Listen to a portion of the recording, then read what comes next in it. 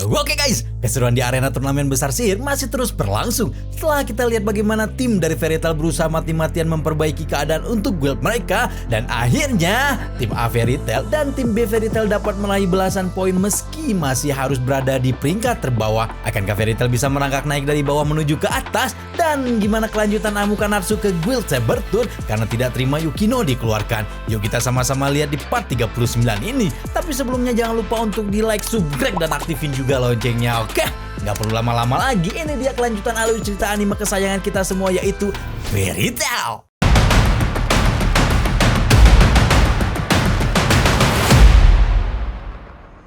Melanjutkan dari part sebelumnya, dan masih dengan Natsu yang dengan sembrononya datang ke tempat di mana Sabertooth menginap sambil marah-marah. Di sana Natsu langsung saja berteriak menanyakan siapa Master Guild itu karena sangat tidak terima dengan perlakuan yang diterima oleh Yukino. Sting, Rogyu, dan anggota lainnya tentu saja jadi sangat kaget karenanya Jima terlihat tidak mau ambil pusing dengan meladeni Natsu dan langsung saja menyuruh anak buahnya yang bernama Dobengal untuk berhadapan dengan Natsu.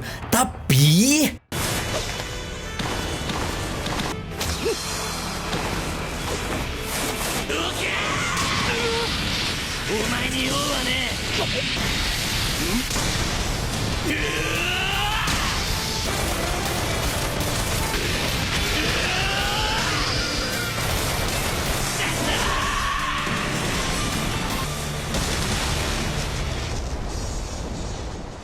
pertarungan itu terhenti ketika mendadak muncul sosok wanita bernama Minerva di tengah mereka. Minerva memanggil Gemma dengan sebutan ayah dan mengatakan bahwa keributan yang terjadi sekarang tidak akan menguntungkan siapapun. Setelah memberikan happy yang ternyata disergap Minerva kepada Natsu, sang Dragon Slayer api itu mau tidak mau berjalan pulang. Sebelum pulang, Natsu sempat mengatakan kepada seluruh anggota Sabertooth untuk bisa saling peduli satu sama lain dan tidak hanya memikirkan tentang kekuatan. Gemma dan Minerva rupanya sangat takjub melihat kekuatan Natsu, begitupun dengan Sting yang sampai gemetaran melihat aksi Natsu. Sesampai di tempat Fairy Tail menginap, tentu omelan dari kawan-kawannya sudah menanti Natsu. Tapi di luar dugaan, Grey ternyata memprotes aksi Natsu karena dirinya tidak diajak ikut tawuran juga. Meski mereka kesal karena perilaku sembrono Natsu, Lucy dan yang lainnya juga sependapat bahwa apa yang dilakukan Sabertooth kepada Yukino sudah sangat keterlaluan. Babak pertama untuk hari ketiga diumumkan dengan arena yang bernama Pandemonium, yang salah satu artinya adalah tempat tinggal para monster atau setan. Langsung saja satu perwakilan dari masing-masing tim maju untuk mengikuti Pandemonium.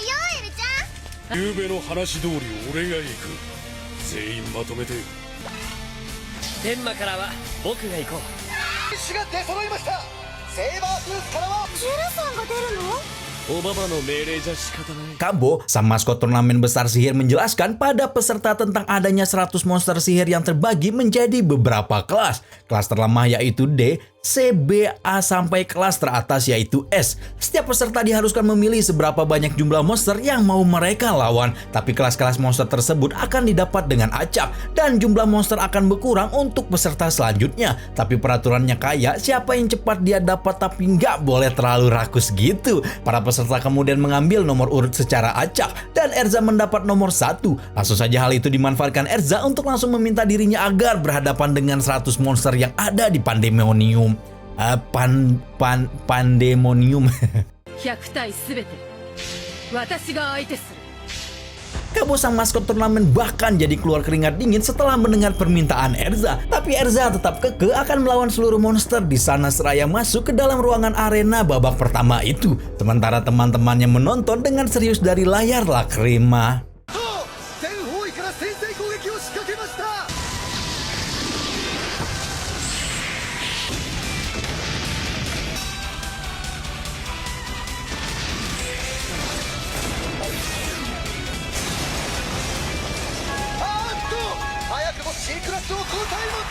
Seluruh orang yang menonton Erza termasuk para peserta tentunya dibuat terkagum-kagum oleh kekuatan Erza. Tapi terlihat di tengah jalan, Erza sudah mulai tampak kelelahan karena harus mengeluarkan banyak sihir. Hal itu tentunya tidak akan menghentikan Erza sebelum dia menyabet bersih seluruh monster di sana.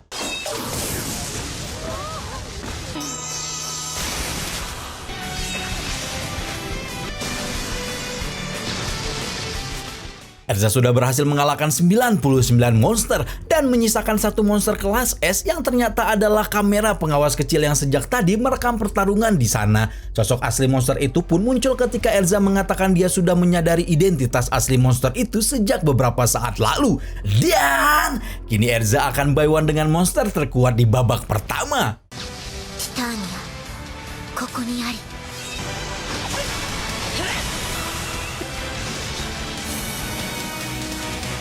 Di hari pertama Fairy Tail mendapatkan cemooh dari seluruh penonton, tapi di hari kedua dan hari ketiga ini sorak-sorai penonton penuh dengan kalimat memuji kekuatan Fairy Tail, dan berkat Erza kini pendukung Fairy Tail semakin bertambah. Karena Pandemonium sudah berhasil ditaklukkan Erza, untuk menjaga keadilan sistem pertandingan, Kabu menyuruh para peserta untuk diukur kekuatan sihirnya menggunakan alat pengukur kekuatan sihir yang akan jadi penentu juara kedua sampai terakhir untuk babak ketiga ini. Seluruh peserta bersiap melemparkan sihirnya ke alat itu, dimulai dari Miliana yang berada di nomor urut 2. Dan apakah akan ada kejutan lagi di babak tambahan ini?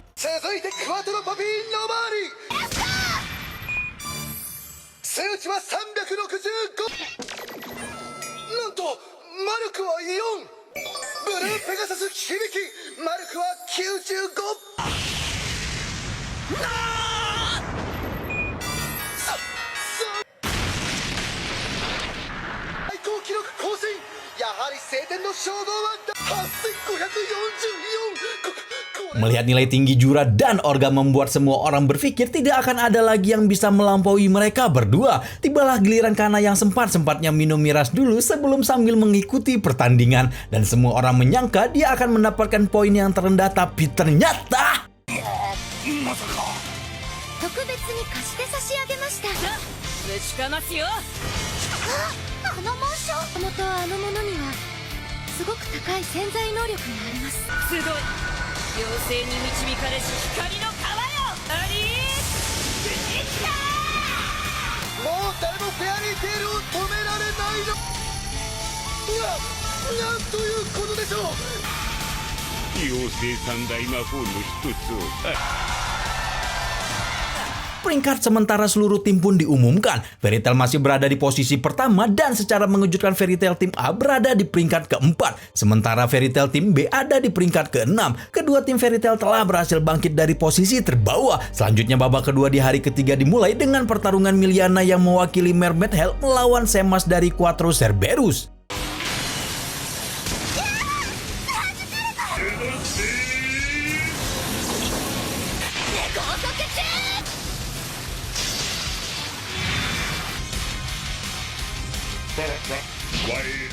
Pertandingan ketiga adalah hal yang ditunggu-tunggu seluruh anggota Fairy Tail, karena kini giliran Laxus yang akan turun ke arena untuk melawan Alexi dari Reventail. Pertarungan antara kedua guild yang memiliki konflik itu berlangsung, dan Fairy Tail mengawasi gerak-gerik Reventail dengan ketat agar tidak kecolongan kena curang lagi. Tapi di saat seperti itu, entah mengapa sosok Laxus yang sekuat itu berubah jadi cupu saat berhadapan dengan Alexi.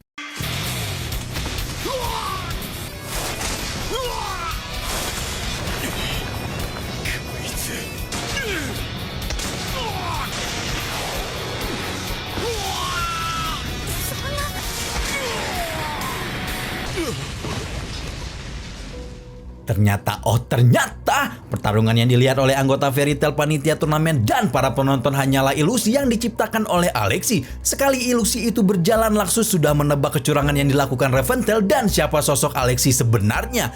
Ya, Alexi adalah Ivan itu sendiri, sang master Reventail sekaligus ayah dari Laxus. Dan sekarang Ivan memboyong seluruh anggota elitnya menjadi tim Reventail untuk mengeroyok Laxus. Ya ampun, anak sendiri malah mau dikeroyok ya.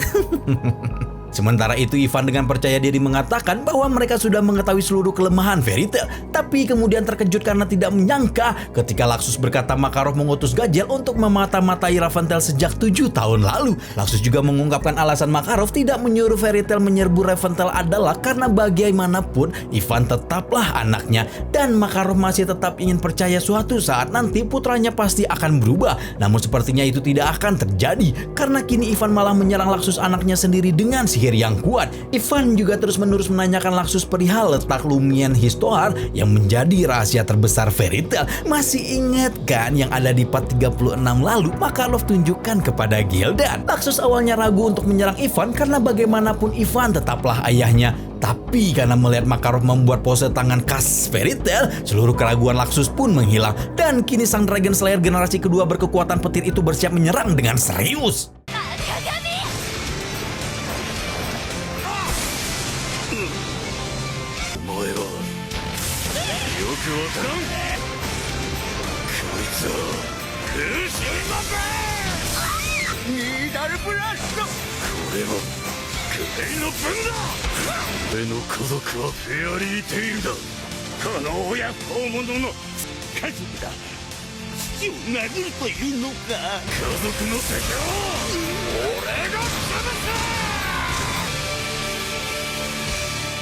Sihir ilusi pun hilang sebagai akibat dari kekalahan Ivan. Dan akhirnya ketahuanlah seluruh aksi Raventel saat itu yang sudah sangat melanggar aturan turnamen besar sihir. Sebelum pergi meninggalkan arena setelah dinyatakan menang, Laxus sempat mendengar ucapan Ivan yang mengatakan Lumière Histoire adalah rahasia gelap yang disimpan Fairy Tail. Raventel pun didiskualifikasi. Dan sampailah kita di babak terakhir pertandingan di hari ketiga, yaitu Wendy yang rupanya akan berhadapan dengan Seria, anggota dari Lamia Scale sekaligus sepupunya Seri. Kedua gadis bertubuh kecil itu kini bertemu untuk saling berhadapan di arena turnamen. Bersamaan dengan Jalal, Ultir dan Meldy yang mendadak merasakan kehadiran sihir gelap milik Jeref di bangunan arena turnamen.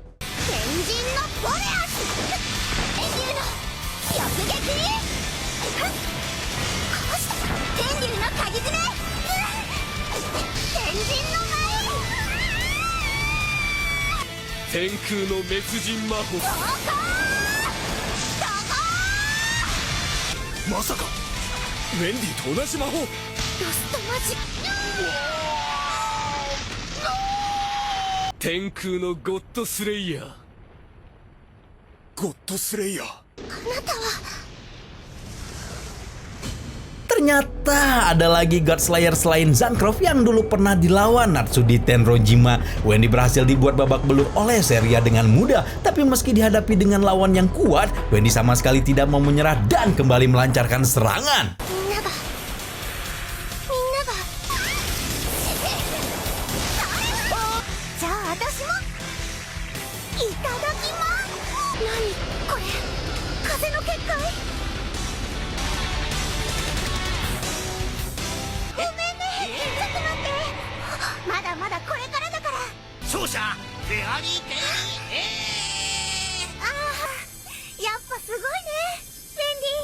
Berbeda dengan Wendy yang hanya bisa menyembuhkan orang lain, Seria sang God Slayer langit rupanya bisa menyembuhkan diri sendiri. Hal ini tentu saja semakin menyulitkan posisi Wendy. Sementara itu Jalal yang sudah sampai lagi ke bangku penonton mencurigai sihir Seria terhubung dengan kehadiran Zeref. Wendy sudah terlihat sangat kelelahan ditambah dengan luka-luka yang diterima akibat serangan dari Seria. Tapi meski Seria memberikan rasa belas kasihan dengan menyuruh Wendy untuk mengaku kalah, Wendy yang sudah mewarisi tekad keras hulu Fairy Tail tetap berdiri tegak dan meminta Seria untuk tidak mengasihaninya karena dia masih akan terus berjuang untuk menang.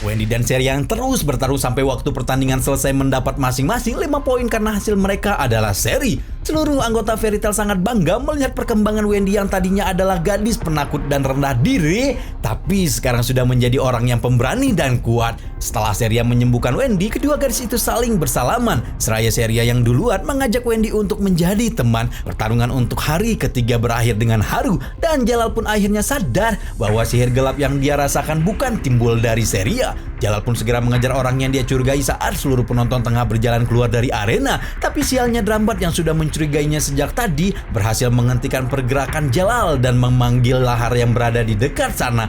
Alangkah terkejutnya mereka berdua ketika melihat sosok di balik topeng yang dikenakan itu.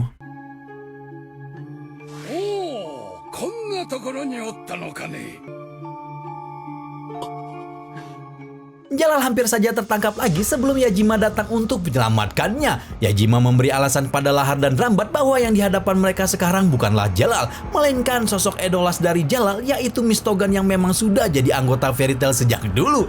Jalal pun dapat terbebas dan kembali mengejar orang yang mencurigainya itu berkat bantuan Yajima. Meskipun Lahar ternyata sadar bahwa sosok itu memang Jalal yang asli. Dan ternyata lagi, di saat yang bersamaan Kagura dan Miliana yang tadi melihat Jalal juga hampir saja mengamuk sebelum akhirnya bisa mengendalikan diri. Miliana menyadari bahwa Jalal mengikuti pertandingan dengan membawa nama Fairy Tail, dan dirinya pun diserang pertanyaan besar tentang kenapa Erza membiarkan Jalal masuk Fairy Tail. Kemudian di malam hari di suatu tempat, terlihat Laxus menanyakan Makarov perihal Lumiere yang tadi dibicarakan Ivan sebagai sisi gelap dari Fairy Tail.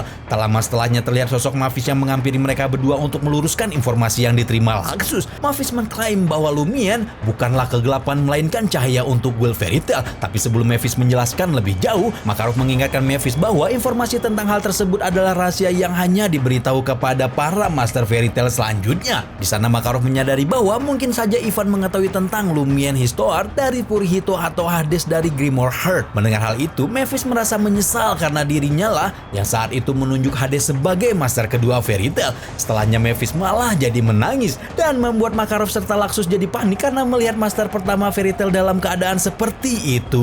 Apakah hal yang menanti Fairy Tail di hari keempat turnamen besar sihir ke depannya? Dia jawaban dari pertanyaan itu akan kita lihat di part selanjutnya ya, karena video ini bersambung dulu. Seperti biasa Rama di sini pamit. Bye bye.